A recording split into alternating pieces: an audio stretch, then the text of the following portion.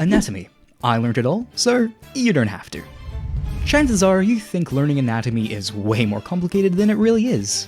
I, the self-proclaimed deity of disrobed skinless people, will shine a light upon a method to make your anime girls look a bit less like melted Play-Doh sitting out in the sun. This here is the skeleton of Johnny. Spooky! Well, it's also an anatomical model. It's intimidating to just hop in and try and learn from this pile of bones. From the cranium down to the calcaneus, there's just a lot of stuff. And then you suddenly remember that there's the muscles, the skin, the fat, the fascia, the tendons, the ligaments. Long story short, just whipping up an anatomical model like this is just not a practical way to learn for you beginner to intermediate artists. Well, I mean, that's what I did, but it sucked, so trust me. So what system do we use to turn all this erroneous and overwhelming information into something useful, so that you can draw something like this quickly and easily? The 3-method step to learning anatomy so good, Leonardo puts David's pants back on. Step number 1. Learn the simplified mannequin. Okay, say hi to Jeremy from before. He's got bones, he's got muscles, but there's a lot of those. So, if you want to draw him, we gotta simplify him down. His ribcage is now an egg. His pelvis is now a box. Connecting them is a tube. Arms, 2 tubes, and a ball. Legs, 2 tubes, no ball. Throw in some boxes for the hands and feet, and boom. Oh wait a second. Don't forget about the head and neck.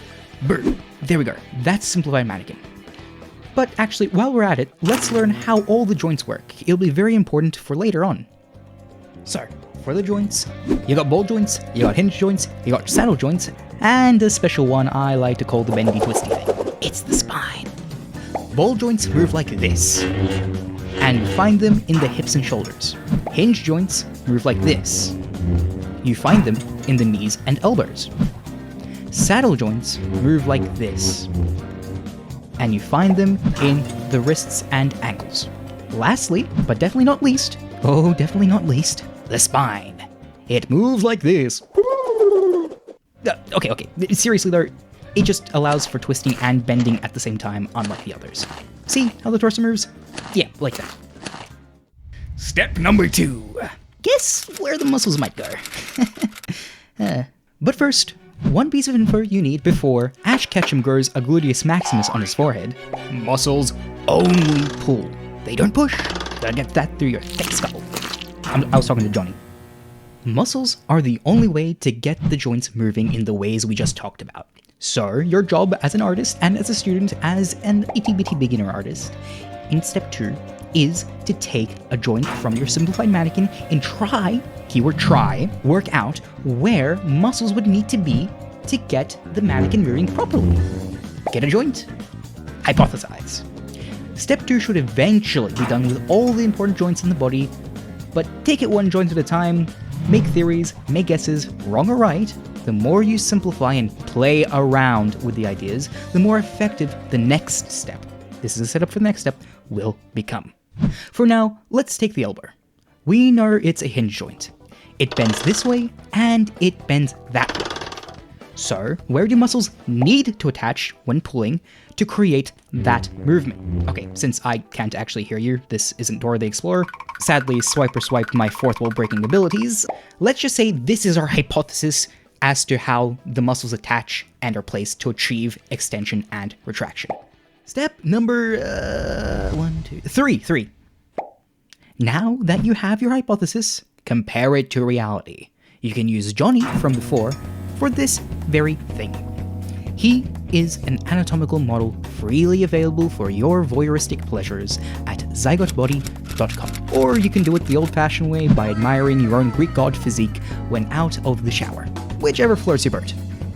So, your job now is take your hypothesis from before and compare it to reality. Compare and contrast. Where did you go wrong? Where did you go right? And what little things did you pick up from your reference that are either interesting or you just didn't think about? And boom. That's the method. That's it.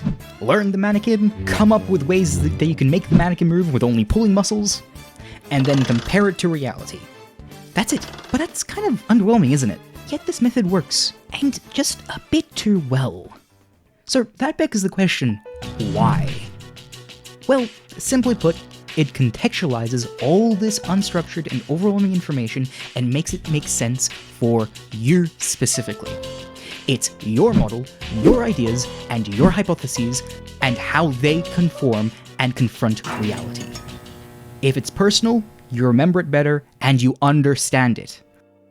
Bit by bit, you are creating your own little James in your mind. No longer are you shackled by a pesky internet connection when you want to peek at Jeremy's sexy abs. You can just see it in your mind. Well, I do at least. And to top off everything, this method also makes it way easier to retain much more advanced information in the future. Things like the sternocleidomastoid asteroid, the rhombus, the supraspinatus, infraspinatus, the pectoralis minor, the serratus anterior, the Okay, you're putting me on the spot here. But, look, this method isn't a panacea. You will still need to be studying, you still need to be inhaling information, and you still have to, be interested, right? But this method is just a guideline on how to structure your own learning into the wild and horrible world of learning anatomy. Thank you for watching. Oh, and, subscribe.